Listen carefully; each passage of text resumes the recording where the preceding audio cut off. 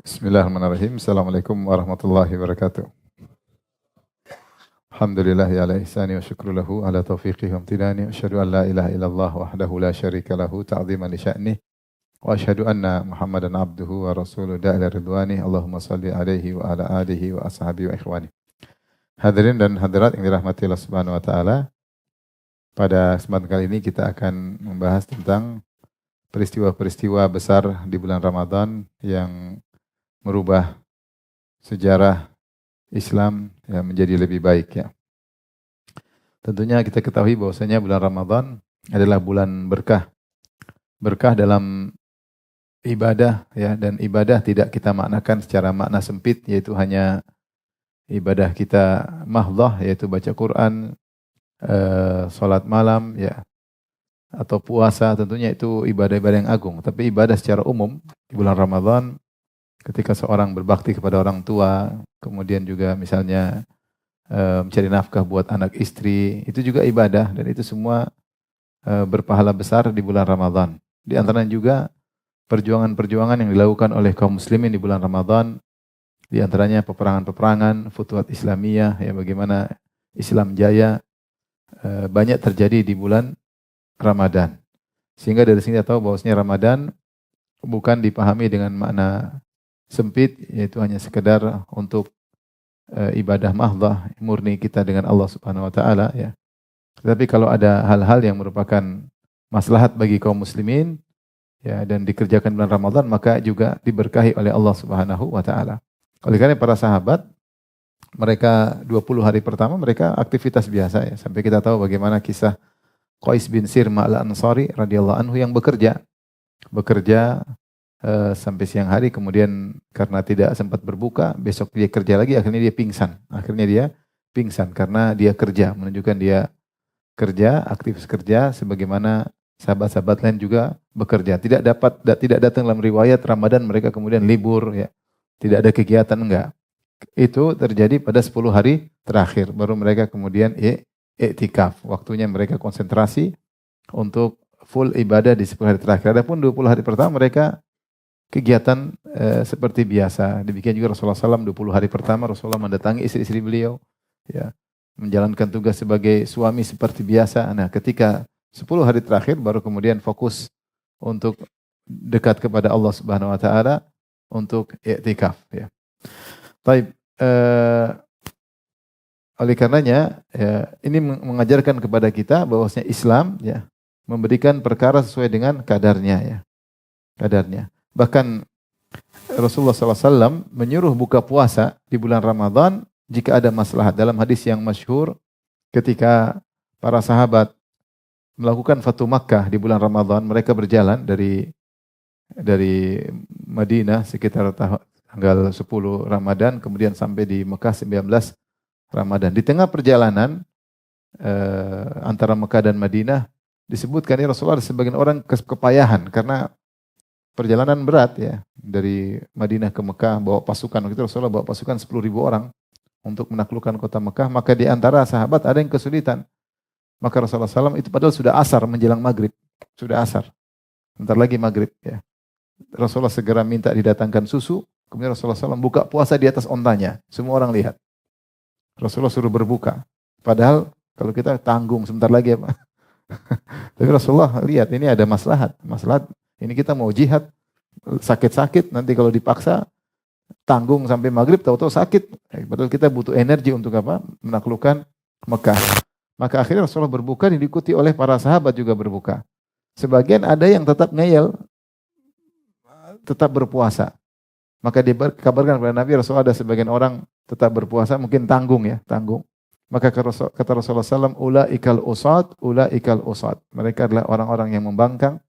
Mereka adalah orang yang bermaksiat. Menunjukkan Rasulullah SAW marah dan tegur mereka, itulah sikap yang salah. Kenapa? Karena ada ibadah yang agung yang sedang mereka kerjakan, yaitu berjihad untuk menaklukkan kota Mekah. Dan itu butuh energi. Jadi maksud saya Islam adalah agama yang melihat porsi, ya bukan berarti, dan masing-masing orang beda-beda. Ada orang yang dimudahkan i'tikaf, ada yang tidak bisa. Dia harus kerja, kalau dia nggak kerja dia nggak bisa kasih makan anak istri, ya kita nggak bisa paksa dia untuk apa? I'tikaf. Islam tidak memandang i'tikaf suatu kewajiban. Dia adalah perkara yang sunnah. Islam juga kita dapat mungkin asar sebagian salaf, ya, sebagai salaf seperti Imam Syafi'i, 1 bulan 60 kali khatam, ya itu Imam Syafi'i. Antum 60 kali khatam apa yang dibaca? Gimana cara bacanya? Imam Syafi'i kalau baca Masya Allah ya. Kita beda-beda orang, jadi apa yang diwajibkan kepada saya, yang diwajibkan, dianjurkan kepada para ulama, dianjurkan kepada kaliber seperti Imam Syafi'i, yang dianjurkan kepada antum, kepada pekerja beda-beda. Ada kadar wajib itu puasa, ada kadar-kadar yang seorang beda satu dengan yang lainnya ya. Maka dia melakukan yang terbaik yang bisa dilakukan di bulan Ramadan. Ada bulan Ramadan dia harus kerja rumah sakit, ngurusi banyak orang sakit. Dia puasa mungkin dia lemah. Ya sudah, mungkin dia harus berbuka atau dia tidak bisa banyak baca Quran karena sibuk ngurusin orang sakit. Maka Islam mengukur porsi masing-masing orang, tidak disamakan satu dengan yang lainnya. Maka jangan paksa orang seperti antum. Antum nih gini terus, udah berhenti kerja. Tagihan nggak bisa bayar ya. Nggak bisa bayar. Tapi ada kisah sedih saya dengar, ada seorang, ini mungkin di luar Ramadan. Ada seorang dai di kampung, dia dakwah, kemudian dakwah lagi, dia nggak dapat apa-apa. Istrinya bilang, udah kau berhenti dakwah doa kita nggak makan. Tidak semua orang bisa memberi penghargaan, tapi nggak punya juga yang didakwahi, mungkin orang miskin juga. Akhirnya istrinya bilang, udah berhenti dakwah terus kita makan apa? Berhenti kerja. Maksudnya orang beda-beda, tidak sama satu dengan yang lain. Kita nggak bisa memaksakan orang seperti kita. Kondisi kita tidak sama dengan yang lainnya. Maka demikian juga ada kondisi Rasulullah SAW berjihad ya tidak bisa itikaf. Lagi sedang mau jihad, gimana mau itikaf? Ya. Ada orang mungkin lagi ngurus orang tuanya sakit, gimana mau itikaf ngurus orang tua sakit? Ya. Kalau kondisi wajar-wajar, kondusif, ya itikaf. Ngapain tidak itikaf? Duit fulus lagi banyak, terus tidak itikaf, bahlul namanya. Kalau duit lagi nggak ada, lagi kondisi, ya masing-masing orang tidak bisa kita samakan. Oleh karenanya Islam melihat situasi dan kondisi tidak sama satu dengan yang lainnya. Baik, maka kita akan bahas tentang peristiwa-peristiwa besar di bulan Ramadan. Kita bisa bagi menjadi 3 bagian, yaitu kejadian-kejadian besar. Pertama sebelum Islam ya, sebelum Islam. Ya. Sebelum Islam ada beberapa kejadian dan juga nanti ada peristiwa-peristiwa besar di zaman Rasulullah SAW. Yang kedua dan yang ketiga kejadian-kejadian besar setelah wafatnya Nabi SAW, itu zaman para sahabat atau zaman para tabi'in, ya. Atau kemudian zaman setelah para tabi'in. Ada peristiwa besar yang dicatat oleh sejarah yang terjadi di bulan Ramadan. Yang pertama kita bahas adalah peristiwa-peristiwa besar yang terjadi sebelum Islam. Ada beberapa peristiwa ya datang dalam satu hadis ini diperselisihkan oleh para ulama ya. Sebagian mendhaifkannya, sebagian menghasankannya atau mensahihkannya.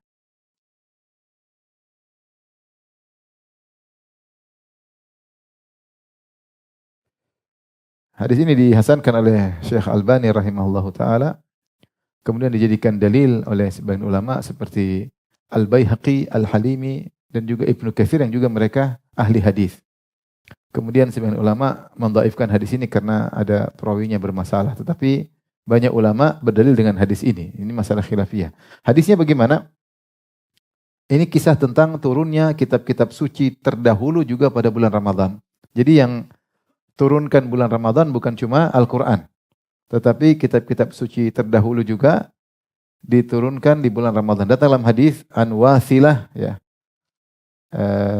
An-Wasilah bin Al-Asqa anna Rasulullah sallam qala, dari sahabat Wasilah ibn Al-Asqa radhiyallahu anhu, hadis riwayat Ahmad, riwayat Tabrani, bahwasanya Rasulullah sallam bersabda, unzilat suhuf Ibrahim alaihissalam awwala lailatin min Ramadan. Bahwasanya suhuf Ibrahim, kita tahu di antara firman Allah yang Allah turunkan kepada Nabi Ibrahim adalah suhuf. Disebut apa? Suhuf Ibrahim wa Musa. Suhuf itu lembaran-lembaran berisi firman Allah, yaitu kitab suci. Allah turunkan kepada Ibrahim di malam pertama bulan Ramadan. Kemudian kata Nabi SAW, jadi suhuf Ibrahim malam 1 Ramadan. Yang kedua, wa unzilatit Tauratu li sittin madaina min Ramadan. Taurat turun kepada Nabi Musa tanggal 6, yaitu malam ke-7. Setelah lewat 6 Ramadan berarti malam ke-7. Kemudian wal Injil li thalathi asyarata khalat min Ramadan. Injil turun pada tanggal 13, itu malam 14 Ramadan. Wa unzilal Furqan li arba' wa ishrin min Ramadan. Dan Al-Quran diturunkan tanggal 24 Ramadan, itu malam 25. Hadis riwayat Ahmad dan Tabrani. Al-Baihaqi ketika mengomentar di sini beliau berkata, qala al-Halimi yuridu bihi lailata khamsin wa ishrin. Ketika Nabi berkata Al-Quran diturunkan pada tanggal 24 Ramadan, maksudnya kata Al-Halimi yaitu malam ke-25. Malam ke-25. Ini hadis yang marfu'nya dari Nabi SAW ada khilaf. Ada yang mendhaifkan, ada yang menghasankan, ada yang mensahihkan. Yang menjadikan ini sebagai dalil di antaranya adalah Ibnu Katsir rahimahullah, kemudian di antaranya sebelumnya juga Al-Baihaqi, Al-Halimi, dan ulama zaman sekarang Syekh Muhammad Nasiruddin Al-Albani rahimahullahu taala. Dan datang dengan sanad yang sahih dari beberapa tabi'in, dari Abu Khalid, dari Qatadah, dan satu lagi seorang tabi'in yang mereka berdalil dengan, atau mereka berpendapat bahwasanya kitab-kitab suci terdahulu juga diturunkan di bulan Ramadan, Saya akan bacakan perkataan Ibnu Katsir dalam tafsirnya.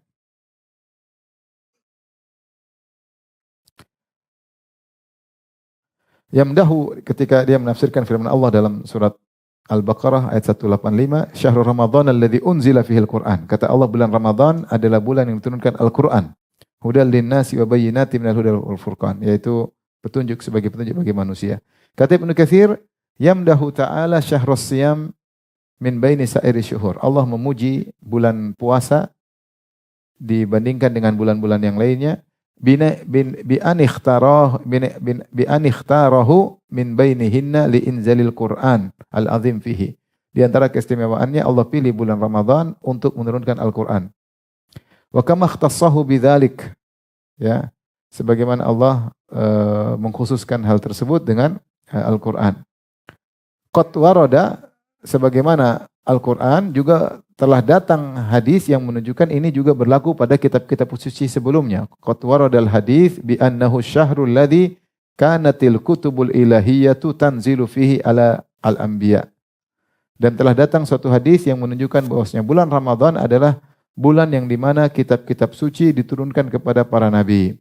Kemudian Ibnu Katsir menukil perkataan Al-Imam Ahmad dari hadis Wasilah Ibn al-Asqa yang tadi saya sebutkan, bahwasanya suhuf Ibrahim diturunkan malam pertama bulan Ramadan, Taurat malam ke-7, Injil malam ke-14, dan Al-Quran malam ke-25. Ini hadis Wasilah Ibn al-Asqa. Datang riwayat dari hadis Jabir bin Abdullah, anna Zabur unzila li thintai asyrata laylah khalat min Ramadan. Bahwasanya Zabur diturunkan malam 13 bulan Ramadan, dan seterusnya. Baik. Ini menunjukkan bahwasanya ada peristiwa besar kalau kita menganggap hadis ini adalah sahih atau ini adalah pendapat para tabi'in, di antaranya tadi Qatadah, ya. Dan ada dua lagi tabi'in yang lainnya, maka ini dalil bahwasanya bulan Ramadan adalah bulan yang istimewa sampai Allah pilih untuk menurunkan kitab-kitab suci sebelumnya di bulan tersebut, ya. Bukan cuma Al-Qur'an, ternyata semuanya, suhuf Ibrahim, Taurat Musa, Daud, Zaburnya siapa? Nabi Daud, sama Injilnya Nabi Isa. Semuanya diturunkan bulan Ramadan. Peristiwa berikutnya, yang kedua, yang terjadi sebelum Islam adalah diangkatnya Nabi Isa alaihissalam. Ini datang dalam athar diriwayatkan dari Al-Hasan bin Ali bin Abi Thalib. Ketika Ali bin Abi Thalib terbunuh oleh Khawarij di bulan Ramadan. Ali radhiyallahu anhu dibunuh oleh Khawarij di bulan Ramadan. Ketika Ali radhiyallahu anhu kebiasaannya adalah membangunkan orang-orang sebelum subuh. Ketika dia membangunkan orang sebelum subuh, tiba-tiba datang Abdurrahman bin Muljim kemudian menikam Ali bin Abi Thalib radhiyallahu anhu, maka kemudian dia meninggal di bulan Ramadan.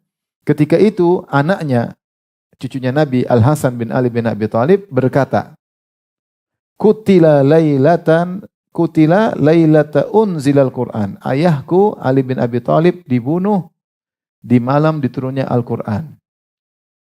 Wa lailata usriya bi Isa. Dan malam di mana Nabi Isa diangkat ke langit. Malam di mana Nabi Isa diangkat ke langit. Wa lailata qubidha Musa. Dan malam di mana Nabi Musa diwafatkan oleh Allah Subhanahu wa taala. Ini menambah informasi bagi kita bahwasanya Nabi Isa ketika hendak disalib oleh orang-orang Yahudi yang bekerja sama dengan penguasa ketika itu orang Romawi, karena mereka bikin isu, kata mereka ini Isa akan mengambil tahtamu, sehingga Raja Romawi terprovokasi sehingga ingin menyalib Nabi Isa dengan kerjasama dengan rahib-rahib Yahudi yang hasad kepada Nabi Isa. Maka Nabi Isa kemudian diangkat, ya. Wa ma qataluhu wa ma salabuhu walakin syubbiha lahum. Mereka tidak pernah membunuh Nabi Isa, mereka tidak pernah menyalib Nabi Isa, tapi ada orang yang diserupakan. Kata Allah, barrafa'ahu Allahu ilaih, Allah angkat dia. Kapan diangkatnya? Di malam Ramadan. Ini asar diriwayatkan oleh Abu Abdillah Al-Hakim dan di sakata anhu Az-Zahabi, dan Az-Zahabi mendiamkannya. Dan Al-Hasan tentu ketika menyampaikan, dia seorang sahabat, ketika dia menyampaikan hal ini tentu ada informasi yang dia miliki. Al-Hasan itu sahabat atau bukan? Sahabat, karena lahir di zaman Nabi SAW, dicium-cium oleh Nabi, digendong oleh Nabi SAW. Ketika Ali terbunuh, dia bilang, ayahku terbunuh di malam Nabi Isa diangkat di langit. Di malam di mana Nabi Musa diwafatkan oleh Allah Subhanahu wa taala. Ini semua peristiwa-peristiwa besar yang terjadi sebelum Islam, ya. Di antaranya turunnya kitab-kitab suci, di antaranya diangkatnya Nabi Isa ke langit, di antaranya wafatnya siapa? Nabi Musa alaihissalam. Baik. Paham? Ini ada kuisnya enggak? Baik. Kemudian kita masuk pada bagian kedua, tadi sebelum Islam. Sekarang kita masuk kejadian-kejadian besar di zaman Rasulullah sallallahu alaihi wasallam, di zaman hidupnya Rasulullah sallallahu alaihi wasallam ada kejadian-kejadian besar. Poin kedua. Kita lanjut. Peristiwa-peristiwa di zaman Nabi sallallahu alaihi wasallam. Pertama adalah turunnya Al-Qur'an. Al-Qur'an turun di bulan Ramadan, ya. Allah berfirman, "Syahrul Ramadhan alladzi unzila fihil Qur'an." Bulan Ramadan yang Allah turunkan padanya Al-Qur'an. Jadi secara pasti dalil bahwasanya Al-Qur'an turun di bulan Ramadan. Allah juga berfirman, "Inna anzalnahu fi lailatul qadar." Sungguhnya kami turunkan Al-Qur'an di Lailatul Qadar, ya. Cuma khilaf Lailatul Qadar itu tanggal berapa, ya. Tadi ada, kalau riwayat Wasilah bin Ibn al-Asqa kita sahihkan, maka berarti turunnya Al-Quran malam ke-25. Adapun Mubarak Al-Furi ketika dia menghitung, dia mengatakan Al-Quran turun malam ke-21. Dia dengan ilmu astronomi yang dia miliki, dia hitung Al-Quran malam ke-21. Tapi intinya dia turun di bulan Ramadan. Taib. Apa maknanya firman Allah, "Inna anzalnahu fi lailatul qadar." Kami turunkan Al-Quran di Lailatul Qadar. Maka datang dalam riwayat dari Ibnu Abbas bahwasanya diturunkannya secara sekaligus. Allah turunkan dari Lauhil Mahfuz, Allah turunkan ke Baitul Izzah. Baitul Izzah sama dunia. Al-Quran adalah wahyu yang Allah sampaikan. Jadi bagaimana mekanisme Al-Quran turun kepada Nabi? Mekanismenya Allah bicarakan ke Jibril, Jibril dengar, kemudian Jibril sampaikan kepada siapa? Ke Rasulullah sallallahu alaihi wasallam. Yang Jibril sampaikan firman-Nya dari Allah atau dari Jibril? Dari Allah. Jibril hanyalah sekedar apa? Penyampai. Dia seorang rasul, penyampai kepada rasul manusia, rasul malaki, rasul malaikat menyampaikan kepada rasul manusia. Jibril dengar langsung dari Allah Subhanahu wa taala. Tetapi sebelum Allah turunkan, Allah sudah mencatat takdir seluruh kejadian. Dan di antara yang Allah catat di Lauhil Mahfuz yaitu apa yang akan Allah firmankan kepada malaikat Jibril lalu kepada Nabi Muhammad sallallahu alaihi wasallam. Jadi isi Al-Qur'an semua sudah ditulis di mana? Di Lauhil Mahfuz. Di Lauhil Mahfuz. Nah, sebelum diturunkan kepada melalui mekanisme Jibril kemudian Rasulullah, Allah turunkan di malam Lailatul Qadar ke Baitul Izzah, ke langit dunia, suatu tempat kemudian Allah turunkan Al-Quran di situ, ya, secara sekaligus.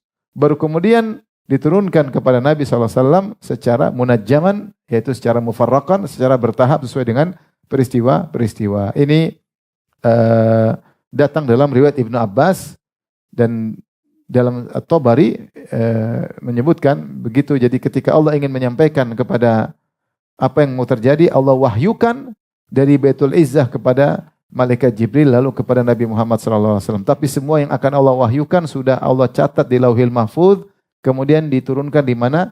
Baitul Izzah. Oleh karenanya sebelum juga Nabi Allah turunkan kepada Jibril, Allah juga sudah tertuliskan di lembaran-lembaran malaikat, suhufim mutahharah, ya, di suhuf mutahharah, ya, di lembaran-lembaran yang tersucikan. Ini pendapat Ibnu Abbas radhiyallahu ta'ala anhuma. Maknanya kami turunkan Al-Quran Lailatul Qadar itu kami turunkan sekaligus dari Lauhil Mahfuz kemana? Baitul Izzah.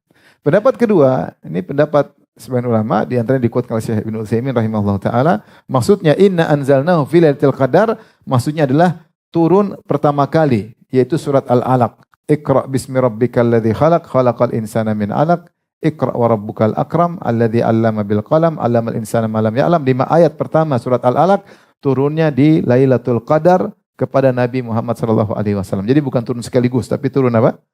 Turun pertama Al-Qur'an adalah di malam Lailatul Qadar. Sebagian ulama berpendapat seluruh kitab-kitab suci sebelumnya turun sekaligus kecuali Al-Qur'an. Zabur turun sekaligus, Injil turun sekaligus, Taurat turun sekaligus, Suhuf Ibrahim turun sekaligus. Kecuali Al-Qur'an turun secara bertahap, diawali dengan diturunkannya 5 ayat pertama dalam surat Al-Alaq. Ya. Ini sekedar khilaf, dua pendapat di kalangan para ulama, namun intinya Al-Quran diturunkan di bulan apa?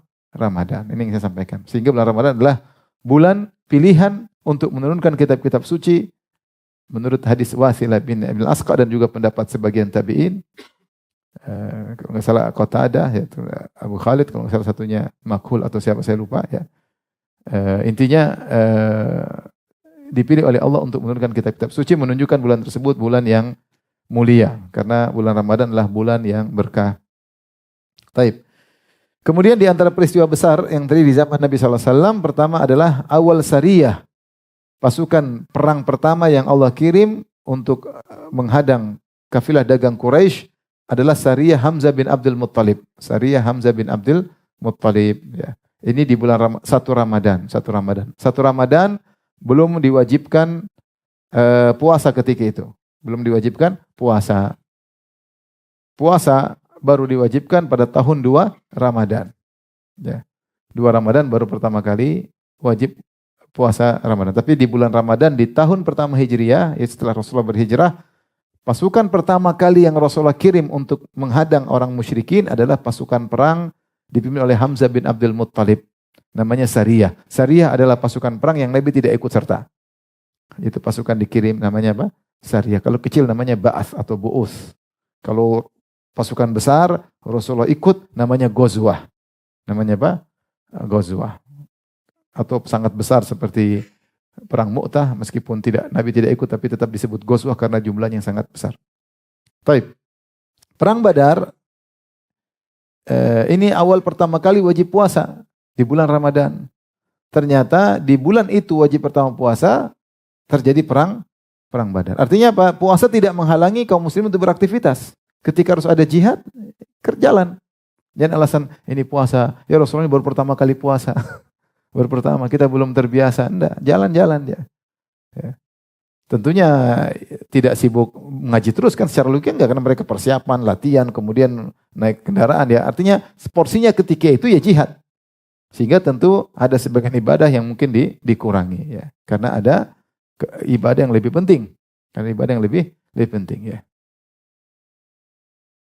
Maka berangkatlah para sahabat menuju ke Badar, dan Badar itu jaraknya sekitar 200 kilo atau 160, kurang dari 200 ya, kurang dari 200 kilo. Dan disebutkan karena kaum muslimin dalam kondisi miskin sehingga 1 ekor onta dinaiki oleh 3 orang bergantian. Satu ekor onta dinaikin oleh 3 orang bergantian. Di antaranya Nabi bersama-sama dengan Ali bin Abi Thalib, dengan lagi satu orang sahabat saya lupa namanya, mereka bertiga. Terus mereka bilang, kita nggak enak sama Rasulullah, sudahlah Rasulullah yang naik onta terus, kita jalan aja. Jadi kalau jatahnya jalannya Nabi, saya yang gantikan. Jatah jalan Nabi, kamu yang gantikan. Jadi Nabi naik onta terus, kita jalan terus. Akhirnya bilang, ya Rasulullah, Anda aja yang naik onta, kita jatahmu kita yang jalan, tetap adil. Saya tanggung jatahmu. Kata Rasulullah SAW, lastu ma bi aqwa minni, kalian belum tentu lebih kuat dari saya. Walastu bi aghna 'anil ajr minkum, dan saya juga butuh pahala sebagaimana kalian lebih butuh, bukan berarti kalian lebih butuh pahala daripada saya. Saya juga butuh apa? Pahala. Maka Rasulullah akhirnya bergantian. Kadang beliau jalan, kadang beliau naik apa? Onta. Menunjukkan perjalanan jauh ya, perjalanan jauh ya. Artinya tidak ke masjid. Kalau mungkin Ramadan hari biasa mungkin ke masjid sibuk iktikaf, banyak lama di masjid, tapi kondisi berbeda. Jadi masing kondisi bisa merubah situasi ya. Kondisi seperti ini maka ya harus berjalan bergantian, jalan kaki menuju ke Badar. Dan akhirnya terjadilah perang yang disebut dengan Yaumul Furqan, hari pembeda, perang yang sangat dahsyat, yang diantara dampaknya ada beberapa, tewasnya Abu Jahal. Abu Jahal tewas ya. Fir'aun hadhil ummah, Fir'aun umat ini ya. Fir'aun umat ini yaitu Abu Jahal tewas di perang Badar.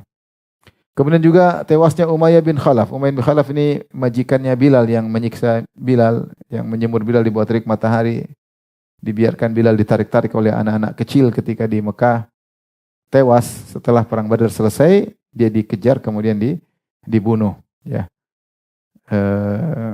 Sebagaimana cerita yang masyhur ya. Jadi Umayyah bin Khalaf ini temannya Abdurrahman bin Auf, dulu kawan, sama-sama pedagang. Ketika perang Badar sudah selesai, maka ada tawanan. Abdurrahman bin Auf bawa banyak ghanimah ya. Kalau dia bunuh orang kan dia boleh pegang ghanimahnya. Baju-baju perang, mungkin pedang-pedang musuh. Kemudian kata Umayyah bin Khalaf, ngapain wahai Abdurrahman bin Auf? Itu buang aja, saya aja nih ghanimah paling banyak. Kalau kau tangkap saya nanti tebusannya apa? Besar. Akhirnya Abdurrahman bin Auf buang itu semua yang sudah dia ambil. Dia tangkap siapa? Umayyah bin Khalaf. Sama anaknya namanya Ali bin Umayyah bin Khalaf. Tangkap, ya udah, ini ghanimah yang paling besar karena habis ini pasti dia kan kaya raya, pasti ditebus dengan harta yang sangat apa? Banyak. Tiba-tiba dilihat oleh Bilal, kata Bilal, Rasul kufur, ini gembong kekufuran. Mana jautu in naja, saya mati atau dia yang mati? Saya yang selamat atau dia yang selamat? Gak mungkin kita selamat dua-dua, salah satunya harus mati. Kata Abdurrahman bin Auf, Bilal, ini tawanan saya. Enggak. Kata Bilal, saya mati atau dia yang mati? Maka Bilal teriak, wahai kaum Ansar, wahai para sahabat, ini Umayyah bin Khalaf. Akhirnya mereka semua serang Umayyah bin Khalaf. Akhirnya anaknya disuruh lari dulu untuk menghadang, anaknya mati, kemudian dia dikejar. Kata Abdurrahman bin Auf, kau tunduk, saya akan jaga kau ya. Akhirnya Umayyah jatuh, Abdurrahman ternyata ditusuk dari bawah, mati juga akhirnya. Kata Abdurrahman bin Auf, barang-barang tidak dapat, tawanan juga tidak dapat, gara-gara Bilal. Gara-gara Bilal. Artinya tewaslah Umayyah bin Khalaf, dan banyak gembong-gembong juga tewas ketika itu. Di antaranya ketika itu di bulan Ramadan juga wafat Ruqayyah, istri Utsman bin Affan. Makanya Utsman bin Affan tidak ikut perang Badar karena Rasulullah suruh dia untuk ngurusin siapa? Ruqayyah, istrinya sakit parah dan akhirnya meninggal juga di bulan Ramadan. Ini meninggal di bulan suci, salah satu kemuliaan. Ini peristiwa besar, makanya Allah mengatakan Yaumul Furqan, hari pembeda antara hak dan batil. Dan dari perang itulah kemudian merubah sejarah Islam, maka musuh-musuh Islam ketika itu gentar dengan Islam. Kenapa? Karena ada kabilah kecil atau sekelompok kecil 315 atau 317 atau 319 orang bisa mengalahkan 1000 pasukan dari kabilah Quraisy yang terkenal. Kabilah Quraisy itu kabilah top di Arab ketika itu. Jadi kabilah yang dinanti-nantikan ya, disegani ya. Ternyata kalah dengan sekelompok kecil, maka ketika itu haibah atau karismatik kaum muslimin naik. Allah namakan dengan Yaumul Furqan, hari pembeda. Tapi di antara peristiwa yang terjadi juga di bulan Ramadan, mungkin terlihat banyak, tapi di antaranya di tengah Ramadan tahun 3 Hijriyah, Fatimah radhiyallahu anha melahirkan Al-Hasan. Al-Hasan bin Ali bin Abi Thalib. Tadi kita nukilkan perkataannya. Mengatakan ayahku dibunuh ketika Usriya Isa, ketika Isa diangkat ke langit oleh Allah Subhanahu wa taala. Dan kita tahu Al-Hasan bin Ali bin Abi Thalib dia lebih afdal daripada Al-Husain. Dan dia dua-duanya dipuji oleh Nabi. Nabi mengatakan huma sayyida syababi ahlil jannah. Sungguhnya kedua cucuku ini Hasan dan Husain adalah pemimpin para pemuda di surga. Namun Al-Hasan mendapat pujian spesial. Rasulullah pernah memuji Hasan. Rasulullah mengatakan inna ibni hadza sayyidun fasayuslihullahu bihi baina fi'ataini azimataini minal muslimin. Sungguhnya cucuku Hasan ini adalah pemimpin. Dan dengan sebab dia, Allah akan mendamaikan dua kelompok besar dari kaum muslimin. Benar, setelah terjadi pertikaian antara kubu Ali bin Abi Thalib dengan kubu Muawiyah radhiyallahu taala anhuma, kemudian terjadi perang, namanya perang Siffin. Setelah itu terjadi perdamaian dan belum selesai juga urusannya. Tiba-tiba dan Ali akhirnya menyerang orang-orang Khawarij dan mengalahkan orang Khawarij. Setelah itu Khawarij balas dendam. Ali pun dibunuh. Dibunuh. Setelah itu Ali dibunuh, maka Al-Hasan diangkat menjadi khalifah.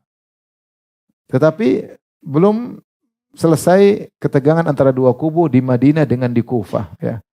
Di Syam dengan di Kufah. Di Syam kubunya Muawiyah, di Kufah kubunya Ali bin Abi Thalib. Karena ketika Ali bin Abi Thalib menjadi khalifah, ibu kota Islam dipindahkan dari Madinah ke Kufah. Dia bikin kota baru, buka kota baru di mana? Di Kufah. Adapun zaman Nabi, Abu Bakar dan Umar di Madinah.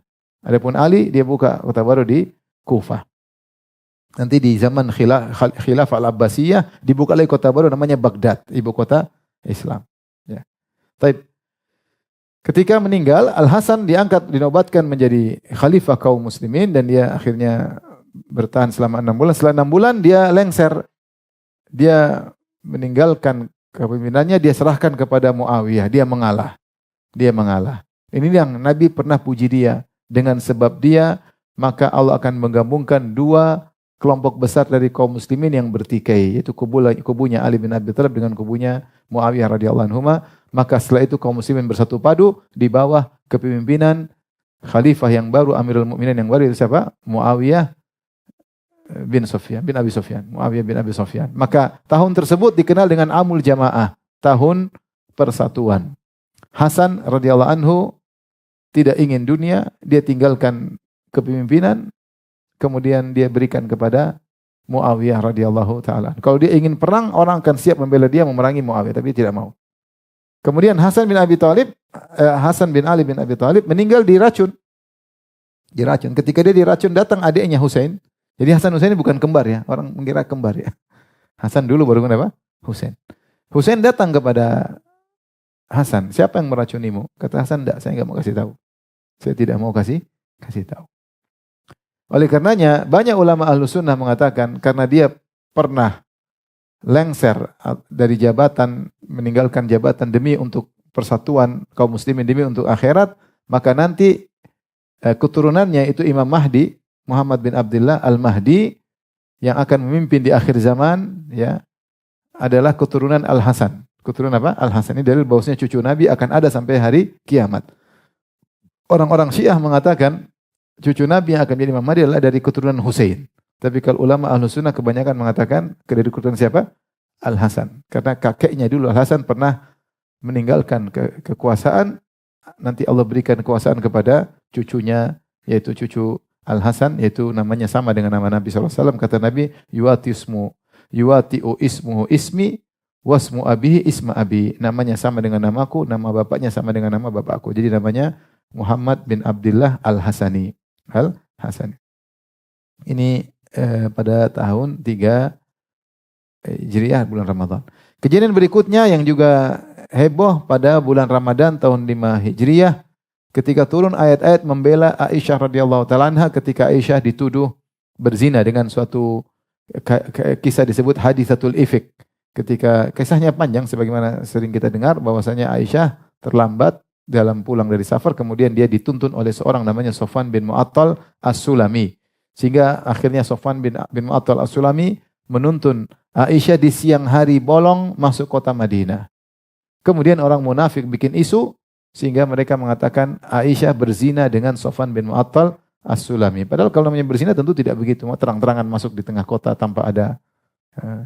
Akhirnya Rasulullah SAW bingung karena tuduhan sudah tersebar. Maka Rasulullah mulai merubah sikap. Rasulullah SAW hanya jenguk Aisyah. Hanya mengatakan kaifatikum, yaitu kaifahaluk. Aisyah jawab, kemudian Rasulullah pergi. Ya, tidak seperti biasa Rasulullah mencumbui, Rasulullah menciumi istri-istrinya. Kali ini Rasulullah SAW merubah sikapnya. Tapi Aisyah tidak curiga. Tidak tahu karena dia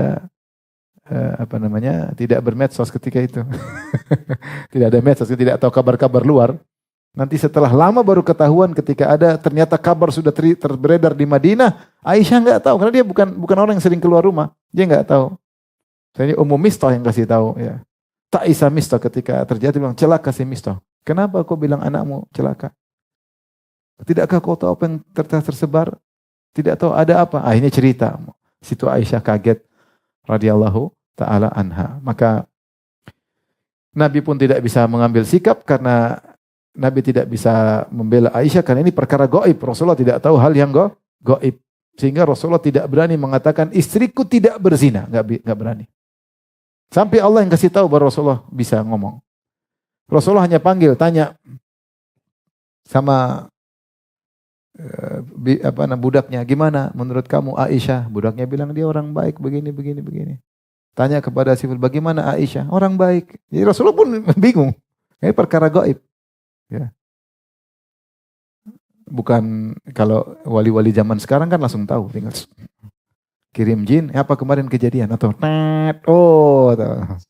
Rasulullah nggak tahu sampai berapa hari, sebulan lebih Rasulullah tidak tahu. Sampai Aisyah minta izin, ya Rasulullah, saya minta izin pulang ke rumah kedua orang tua saya. Kata Rasulullah silakan.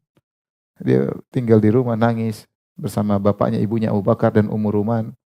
Sampai ada orang wanita Ansariyah datang ikut nangis juga. Bela sungkawa. Aisyah nangis, dia ikut apa? Nangis.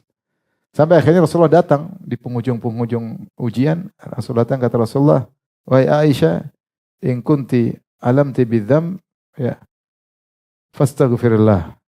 Kalau kau memang berdosa, minta ampunlah. Fa innal abda idza tarafa bidzam, sesungguhnya seorang hamba kalau mengakui dosanya, bertobat, Allah akan terima tobatnya. Wa in kunti bari'atan fasayubarri'ukillah. Tapi kalau memang kau tidak berdosa, Allah akan bela engkau. Ketika itu Aisyah langsung tidak jadi nangis, nangisannya berhenti. Maka dia bilang, wahai ayahku, ya, ajib anni Rasulullah. Jawab omongan Nabi. Aisyah kecewa. Karena Rasulullah tidak bilang, oh istriku kau pasti bersih. Enggak. Tapi Rasulullah masih kasih dua kemungkinan. Kalau memang kau dosa, ngaku aja Aisyah. Kalau kau tidak dosa, situ Aisyah kecewa. Karena Rasulullah tidak bisa apa-apa. Enggak mungkin dia bilang, oh enggak, kau pasti bersih. Karena itu gaib. Rasulullah tidak mungkin mengatakan sesuatu yang dia tidak punya ilmu. Aisyah maunya, Rasulullah bela. Engkau istriku, apapun kata satu dunia, saya lebih percaya kau daripada. Rasulullah tidak bisa begitu. Padahal, makanya ketika Rasulullah kasih dua kemungkinan, ini yang mungkin yang paling bisa Rasulullah ucapkan karena sayang kepada istrinya. Wahai istriku, kalau kau berdosa, ngaku. Bertobat kepada Allah akan diterima. Tapi kalau kau tidak dosa, Allah akan bela engkau. Itu justru membuat Aisyah sedih. Ternyata yang bela Aisyah bukan Nabi, tapi siapa? Allah Subhanahu wa Ta'ala. Ya, makanya kata ayahnya, ayo Rasul, ayo Aisyah pergi ke Nabi. Aisyah enggak mau. Karena yang bela dia siapa?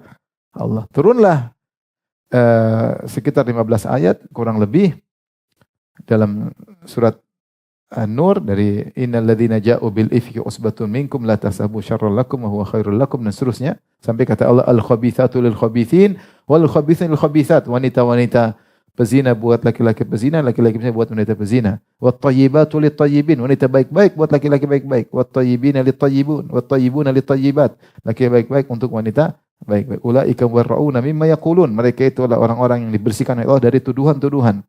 Ya. Baru di situ Aisyah dibela sehingga Aisyah mengatakan wala sya'ni ahqar, sungguh diriku lebih rendah untuk Allah bela dengan menurunkan ayat. Saya mengira Allah akan bela saya dengan mimpi. Allah bikin Nabi mimpi bahwasanya saya bersih. Ternyata Allah bela dengan turunkan apa? Ayat-ayat. Kedudukan Aisyah luar biasa. Kedudukan Aisyah luar biasa. Makanya setelah Allah mengatakan Ya'idzukumullahu an ta'udu limithlihi abadan in kuntum mu'minin. Allah nasihati kalian jangan pernah mengulangi lagi menuduh Aisyah berzina kalau kalian benar-benar beriman. Sehingga kata para ulama, siapa setelah turun ayat ini masih nuduh Aisyah berzina, kafir. Saya dulu punya teman dari Iran cerita, di sana kalau ada wanita pezina dipanggil Aisyah. Orang-orang Syiah panggil apa? Sebenarnya Aisyah, maksudnya pezina. Oleh karenanya betapa mulianya Aisyah radhiyallahu anha sampai Allah turunkan ayat membela Aisyah radhiyallahu anha. Itu terjadi pada bulan apa? Ramadan. Baik, di antara kejadian hebat di bulan Ramadan adalah peristiwa Fatu Makkah pada tahun 8 Hijriah. Peristiwa Fatu Makkah pada tahun 8 Hijriah. Ya, kejadian panjang tapi intinya Rasulullah SAW bawa 10.000 pasukan. 10.000 pasukan menuju Mekah. Akhirnya Rasulullah SAW menaklukkan kota Mekah. Rasulullah menaklukkan kota Mekah. Ya. Idza jaa nasrullahi wal fath wa ra'aitan nasa yadkhuluna fi dinillahi afwaja. Ya, maka Allah turunkan firman-Nya bahwa telah datang pertolongan dan penaklukan dari Allah Subhanahu wa taala. Dan Rasulullah ketika menaklukkan kota Mekah dengan penuh tawadhu, tidak sombong, tidak angkuh. Inilah penduduk kota Mekah yang pernah mengusirnya 8 tahun yang lalu. Yang Rasulullah harus sembunyi di goa 3 hari supaya tidak dibunuh, dikejar-kejar. Sekali ini Rasulullah balik, bawa 10.000 orang menaklukkan mereka. Dan Rasulullah tidak petantang-petantang, mana dulu yang usir-usir saya, sini kumpul-kumpul. Rasulullah sampai tawadhu, sampai disebutkan dahunya, jenggotnya sampai hampir mengenai pelana onta, sambil membaca firman Allah, Inna fatahna laka fathan mubina. Rasulullah ulang-ulangi, Inna fatahna laka fathan mubina. Ini semua Rasulullah mengingatkan dirinya dan mengingatkan para sahabat, semuanya dari Allah Subhanahu wa taala. Di saat dia, kalau kita boleh saatnya untuk angkuh, untuk sombong, untuk arogan, itu saatnya. Tapi tidak, justru Nabi di puncak tawadhu ketika menaklukkan kota Mekah, dia sadar semuanya adalah dari Allah Subhanahu wa taala. Setelah itu Rasulullah SAW menghancurkan patung-patung yang ada ini bulan Ramadan juga. Terjadi di bulan Ramadan. Kalau tidak salah 19 Ramadan. Rasulullah keluar dari Madinah tanggal 10 sampai di Mekah 9 hari perjalanan, 19 Ramadan kemudian masuk di kota Mekah. Rasulullah datang di sekitar Ka'bah ada 360 berhala. Berapa? 360 berhala. Banyak. Ada Tuhan-Tuhan spesial. Mungkin spesialis anak, spesialis rezeki, spesialis utang, spesialis jodoh. Banyak. Tinggal mau kemana. Jadi dulu Mekah itu adalah tempat wisata religi. Wisata religi. Jadi orang banyak dilestarikan. Makanya dulu di antara sebab orang Mekah tidak mau beriman karena ini pusat wisata religi. Kalau patung-patung dihilangin nanti orang nggak ke sini. Jadi harus dipelihara supaya orang datang syirik. Yang minta anak ada, yang minta jodoh ada. Terus. Tapi Rasulullah datang, Rasulullah baca waqul ja'al haqq wa zahaqal batil. Rasulullah tunjukkan arahkan tongkatnya ke patung, maka patung berjatuhan. Yang itu Rasulullah tidak pernah lakukan selama beliau berdakwah 13 tahun. Yang dalil bahwasanya beramar nahi mungkar juga tidak sembarangan. Rasulullah 13 tahun di Mekah tidak bisa satu patung pun dia rusakkan, enggak bisa karena memang tidak memungkinkan dan tidak maslahat. Dan syarat bernahi mungkar harus mendatangkan apa? Kemaslahatan. Tapi ketika dia melakukan kota Mekah baru dia bisa lakukan. Maka dihancurkan seluruh patung. Tidak cuma sampai di situ, Rasulullah mengirim Sariyah Sa'ad bin Zaid Al-Ashhali untuk menghancurkan berhala Manat. Berhala Manat, ada berhala Manat, Rasulullah suruh hancurkan. Kemudian Khalid bin Walid juga mengirim Sariyah, dikirim oleh Nabi untuk menghancurkan berhala Uzza. Berhala apa? Uzza. Kemudian Sariyah Amr bin As untuk menghancurkan berhala Suwa di Bani Hudzail. Kirim, ada berhala sana hancurkan, berhala sana hancurkan. Agar tidak disembah lagi.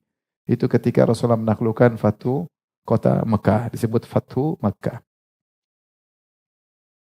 Ini kira-kira kejadian-kejadian besar yang terjadi di zaman Nabi SAW di bulan Ramadan ya. Di bulan Ramadan kita lihat ternyata ada peperangan, perang Badar, ada Sariyah Hamzah bin Abdul Muthalib sebelumnya, kemudian ada Fatu Makkah. Ini terjadi di bulan Ramadan. Jadi maksud saya Ramadan tidak menghalangi aktivitas. Kalau ada aktivitas kemaslahatan, maka tidak menghalangi Ramadan tidak menghalangi aktivitas tersebut. Selama ada maslahat buat Islam, kerjakan. Kerjakan. Tinggal dikondisikan, harus berbuka, harus berpuasa, tinggal dikondisikan. Ya, tinggal dikondisikan. Nah, seorang harus merawat orang tuanya, harus pergi kemana, ya sudah jalan. Ya, kalau mampu puasa-puasa, kalau nggak mau berbuka. Rasulullah bulan Ramadan ketika Fatu Makkah suruh buka puasa.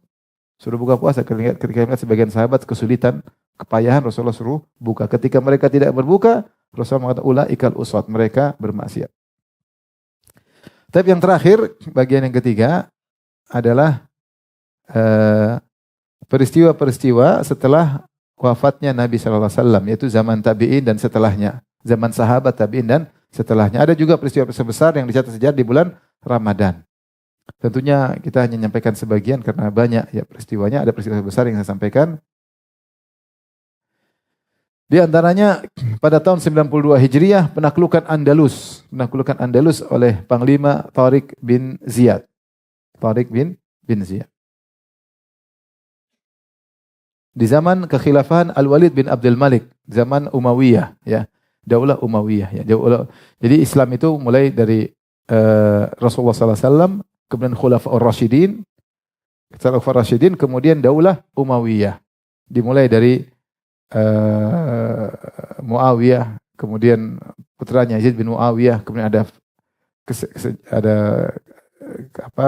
vakum sedikit, kemudian Marwan bin Abdul Malik, Marwan bin Hakam, kemudian Abdul Malik bin Marwan, kemudian Walid bin Abdul Malik, itu semua namanya Umayyah.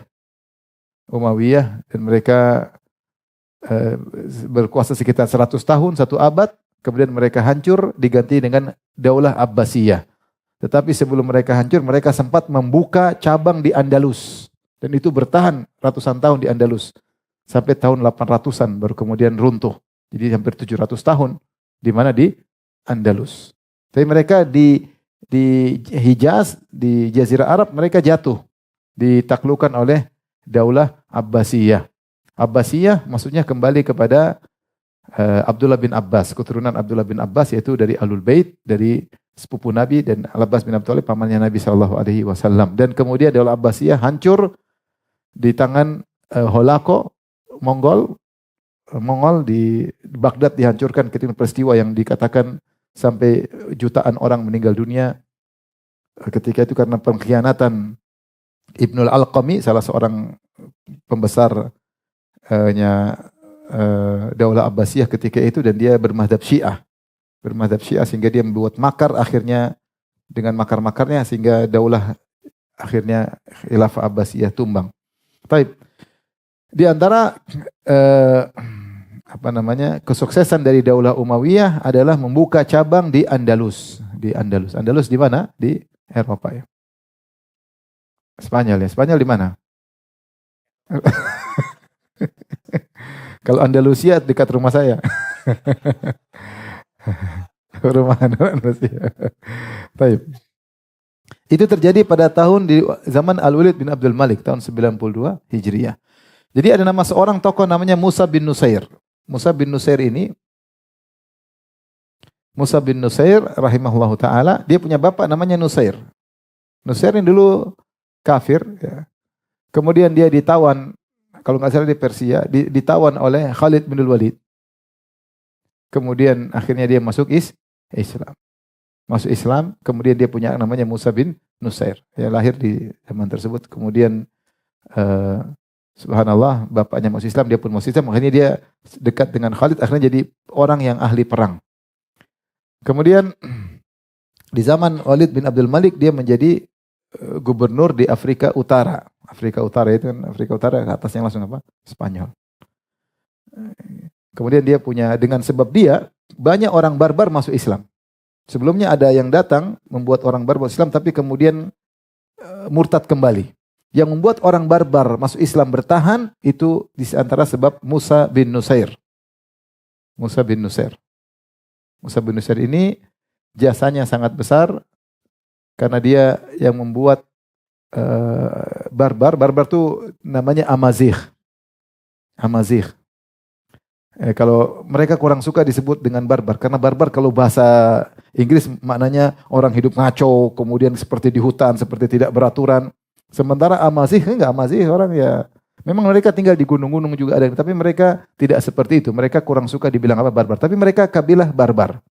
Dan barbar ini ada di Afrika Utara banyak. Dia kalau sekarang di Libya, di Tunis, kemudian di Maghrib, ya, sama Maroko, sama Aljazair, Algeria. Ini 4 daerah banyak orang Amazigh. Namun mereka sering berinteraksi dan mereka juga pandai bahasa Arab. Sekarang kita sudah sulit membedakan antara Barbari, Amazigh atau Arab karena mereka pandai bahasa. Tapi mereka tahu kami Amazigh karena mereka masih bisa bahasa daerah Amazigh. Kalau orang Arab bahasanya bahasa Arab, tapi mereka semua pandai bahasa Arab.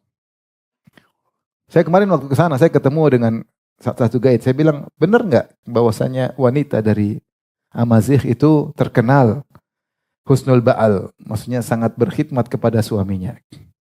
Kenapa saya ngomong begitu? Karena teman-teman saya ada 3 orang, semua istri keduanya orang Amazigh semuanya. Ini cerita doang ya, cerita. Dengar dulu, belum selesai. Terus saya bilang sama dia guide itu, benar nggak? Karena teman-teman saya semua istri keduanya orang Amazigh, orang barbar. Benar nggak orang wanita barbar sangat terkenal berkhidmat kepada suami? Kata dia benar. Benar, cuma itu dulu katanya. Sudah. Tapi itu mungkin dia, yang lain masih teman saya muji kok. Intinya mereka orang barbar itu bukan seperti gambaran berkulit hitam kemudian negeri, enggak, mereka seperti Eropa ya, berkulit putih, rambutnya pirang, matanya biru ya. Itu barbar. Nah, Tariq bin Ziyad ini orang barbar. Tariq bin Ziyad ini bukan Arab. Dia barbar. Dia di antara barbar yang masuk Islam. Sehingga kita tahu bahwa Islam tidak membedakan Arab, non-Arab. Buktinya ini panglima perang orang Arab yang membuka Andalus siapa? Tariq bin Ziyad. Dia orang barbar, bukan orang Arab. Ya, maka ceritanya apa sangat menarik. Intinya akhirnya Musa bin Nusair ingin menaklukkan Andalus, maka ya dilihat ada halangan ya. Ada di situ ada suatu pelabuhan namanya Sabtah, sampai sekarang mungkin masih ada ya, Port Sabtah ya. Gimana caranya kita bisa masuk ke Andalus sementara di situ ada lokasi strategis antara perbatasan Maghrib, Maroko sampai ke Spanyol, dan kalau saya lautnya kalau nggak 13 km ya. Saya juga belum pernah ke Spanyol ya, tapi intinya harus melewati. Sementara itu dikuasai orang Nasrani namanya Julian. Namanya siapa? Julian. Ada yang namanya Julian sini? Enggak. Intinya Julian ini dia adalah sahabat dekat dengan Raja Andalus sebelumnya. Kemudian Raja Andalus tersebut ditaklukkan oleh raja yang baru. Ya. Kemudian dia dendam sama mereka. Kebetulan Musa bin Nusair ingin menaklukkan Andalus. Maka dia kirim Tariq bin Ziyad. Akhirnya Julian datang kepada Tariq bin Ziyad. Dia malah kasih penawaran. Karena sebelum dia perang dibuat. Karena ini melewat laut yang sangat jauh. Jadi mereka harus bikin kapal terlebih dahulu, bikin kapal, tapi ya telat. Datang Julian, gimana? Saya kasih tawaran, kau perang lawan Raja Lodrik atau siapa namanya, saya siapkan kapal buat kau. Siapkan kapal. Saya akan jelaskan cara-cara bagaimana peta Andalus. Karena dia nggak pernah ke Andalus.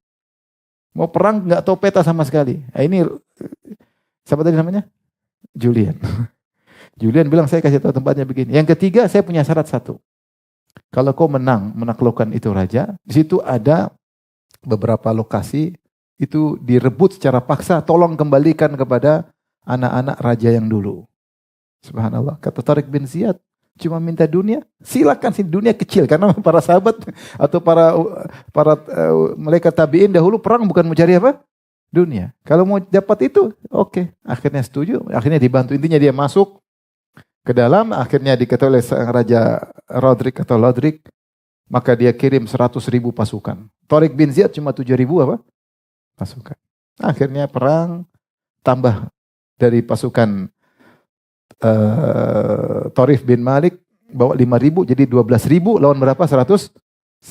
Akhirnya pasukan kaum muslimin menang. Di antara cerita yang masyhur, tapi riwayatnya lemah, atau tidak ada riwayat sama sekali, disebut Tariq bin Ziyad ketika sampai ke tempat lokasi Eropa, maka dia bakar seluruh kapal-kapalnya. Dia bilang depan belakang laut, depan musuh, ayo perang. Tapi ini riwayatnya nggak ada yang benar.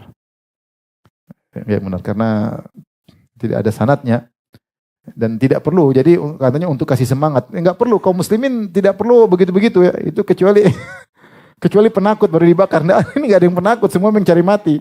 Jadi nggak perlu pakai bakar-bakar apa? Kapal. Jadi cerita tidak ada, itu cerita tidak ada. Kemudian maju perang, kalau bakar kapal akan ada riwayat bagaimana kok kamu bakar kapal. Dan ada kemungkinan bisa kalah, kan harus persiapan, bisa kabur juga. Tidak selalu menang. Tapi itu hanya mungkin dibuat cerita dongeng seperti itu kalau pasukan penakut. Pasukan gak ada yang penakut, memang pada mau mati. Yang ngapain perlu bakar-bakar apa? Kapal. Intinya akhirnya pada tahun 92 Hijriah di bulan Ramadan berhasil menaklukkan apa? Di sana ada namanya Jabal Tariq ya. Apa di bahasa Inggrisnya? Apa? Gibraltar ya. Itu di bahasa Arab Jibal Tariq, Jabal Tariq dari bahasa Arab. Bagaimana beliau sampai ke situ kemudian masuk. Intinya tahun 92 Hijriah, kemudian Andalus berjaya 800 tahun 800 Hijriah sekian jatuh Andalusia. Tapi di antaranya juga ada perang Zallaqah. Ini juga melawan dari daulah Murabitin. Murabitin juga ini adalah dari Barbar. Jadi di Maghrib ada beberapa daulah Barbar seperti Murabitin, Muwahhidin, ada beberapa daulah atau kerajaan kecil-kecil itu semua dari kerajaan Barbar. Diselingi dengan kerajaan Arab seperti Idrisiyah. Idrisiyah mengakunya adalah dari keturunan Rasulullah SAW, dari Idrisiyah. Kemudian yang sekarang ini juga Arab, raja sekarang aja Arab juga mereka mengatakan keturunan apa? Rasulullah SAW. Tapi orang-orang Barbar semua banyak sampai sekarang. Mereka, teman-teman saya juga banyak orang Barbar. Tapi ada tokoh hebat namanya Yusuf bin Tashfin. Dia memimpin peperangan. Dalam satu peperangan namanya Ma'rakah Zallaqah. Disebut Zallaqah, ada yang mengatakan karena darah banyak yang tumpah sehingga menjadi licin. Dan akhirnya dia menang melawan orang-orang Nasara. Kemudian yang terakhir mungkin bisa sampaikan namanya Perang Ain Jalut. Pada tahun 15 Ramadan 658. Ya, ini perang Saifuddin Quds melawan Mongol ya. Ini setelah Baghdad jatuh kalau tidak salah 656. Kemudian terjadi heboh, bayangkan di zaman itu daulah sebesar Abbasiyah hancur. Kemudian di Baghdad dibunuh mungkin 1 juta manusia, sampai sungai di Baghdad semua penuh dengan darah. Jadi mengerikan, Mongol ini mengerikan. Kemudian datang kaum muslimin harus serang pada berapa tahun berikutnya. Sehingga tersebar isu Mongol tidak bakalan terkalahkan. Itu sudah jadi isu menakutkan semua orang. Maka di zaman Saifuddin Quds, ini di zaman Mamalik. Kalau Mesir,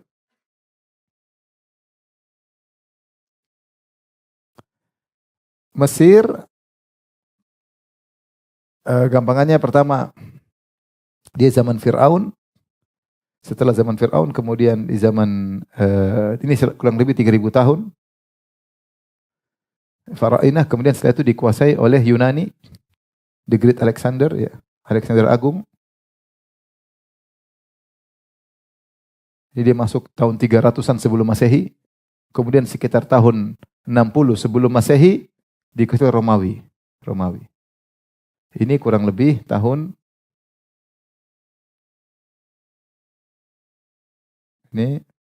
tahun 300 sebelum Masehi. Kalau Romawi masuk sekitar, kalau saya tidak salah ingat, sebelum Masehi. Kemudian Romawi berkuasa lama sampai kemudian datang Amr bin As, kaum muslimin. Siapa tadi? Amr bin As. Ini kalau tidak salah tahun 640 sekian, sekitar 600-an. 640 Masehi, ya, sekitar 40 sekian Hijriah. Jadi Romawi berkuasa hampir 600 apa? Hampir 700 tahun dengan kezaliman. Kemudian Amr bin As masuk, jadilah orang Mesir semua bahasa Arab akhirnya semua masuk apa? Islam. Dia bangun ibu kota baru namanya Fustat, dan dia bangun masjid namanya Masjid Amr bin As, masjid pertama di Afrika. Di Mesir. Mesir di Afrika kan? Setelah itu pergantian Daulah Umayyah sampai Daulah Abbasiyah. Ini zaman Khulafaur Rasyidin. Setelah itu Daulah apa? Umayyah. Kemudian apa? Abbasiyah. Abbasiyah ada 2 fase kuat, fase lemah. Di zaman Abbasiyah kemudian muncul seorang soleh, seorang baik, Tadinya dia adalah utusan Abbasiyah, kemudian dia disuruh menguasai Mesir atau bertugas di Mesir, akhirnya dia bikin kerajaan sini namanya Daulah Tuluniyah.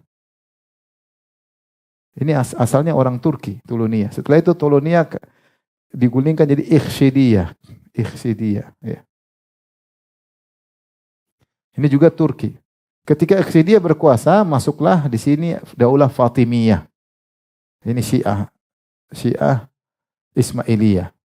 Ini yang kejam, Syiah Ismailiyah. Kemudian berkuasa di Mesir 200 tahun lebih. Sampai harus dipaksa melaknat Abu Bakar, Umar. Kalau enggak melaknat maka dibunuh atau diusir. Sehingga banyak ulama tersiksa ketika itu. Ketika istilah itu datang Salahuddin Al-Ayyubi dari Daulah Al-Ayyubiyah. Al-Ayyubiyah. Jason Al-Ayyubi kemudian meruntuhkan Daulah Fatimiyah. Setelah masa Daulah Al-Ayyubiyah, yaitu Salahuddin Al-Ayyubi dan keluarganya, muncul daulah namanya Al-Mamalik. Al-Mamalik atau Al-Mamlukiyah. Ya, Al-Mamlukiyah. Mereka ini kenapa Mamluk? Mamluk itu budak artinya. Artinya apa? Budak. Asalnya mereka budak. Kemudian mereka akhirnya menjadi penguasa. Di antara raja-raja Mamluk, namanya Quds. Saifuddin Quds. Inilah dia siapa? Saifuddin Quds. Dia ini yang kemudian mengalahkan Mongol. Sehingga dongeng bahwasanya Mongol tidak terkalahkan, ternyata kalah oleh siapa? Saifuddin Quds. Ya. Dia dari daulah Mamluk. Ya. Bahkan dia mengatakan daulah Mamluk daulah yang terbaik yang pernah ada dan mereka juga lama. Ya. Dan Ibnu Taimiyah mendapati sebagian raja mereka seperti Raja Nasruddin Ibnu Qalawun juga dari Mamluk. Jadi akhirnya dia berhasil mengalahkan Mongol sehingga mereka kabur dan dihabisi oleh Saifuddin Quds. Dan itu terjadi pada bulan Ramadan. Ketika itu ulama di zaman dia adalah namanya Al-Is bin Abdissalam. Salah seorang ulama Syafi'i. Saya kenapa sebutkan nama dia? Karena dia yang mengusung untuk jihad dan dia yang mewajibkan pajak ketika itu. Karena daulah miskin, ambil pajak karena perang. Ini contoh pajak yang wajib. Ketika ada kebutuhan mendesak negara, kalau tidak dibayar pajak bakalan jatuh, maka harus bayar apa? Pajak dengan aturan. Tidak semua diambil yang berlebihan, yang ini aturannya beda-beda. Ketika itu bayar pajak untuk perang melawan Mongol dan berhasil. Itu semua terjadi pada bulan apa? Ramadan ya. Paham? Jadi bayar pajak. Kalau untuk kemaslahatan apa? Bangsa dan negara. Nah, terjadilah perang namanya Ain Jalut pada tanggal 15 Ramadan 658 Hijriah. Jadi intinya kalau kita lihat Ramadan banyak silsilah peperangan. Sekarang berubah jadi silsilah sinetron. Silsilah film ya. Tapi ini saja yang saya sampaikan. Wallahu ta'ala alam biswab. Jadi Ramadan tidak menghalangi seorang untuk beraktivitas. Jika ada maslahat, dia beraktivitas. Ramadan bukan malas-malasan. Masing-masing punya aktivitas yang bermanfaat bagi keluarganya, bagi Islam, kaum muslim, silakan dia lakukan. Jangan menjadikan Ramadan sebagai penghalang. Justru dia adalah penyemangat untuk seorang berbuat yang terbaik untuk Islam dan kaum muslimin. Wallahu ta'ala alam biswab. Tapi demikian saja. Wabillahi taufiq. Assalamualaikum warahmatullahi wabarakatuh.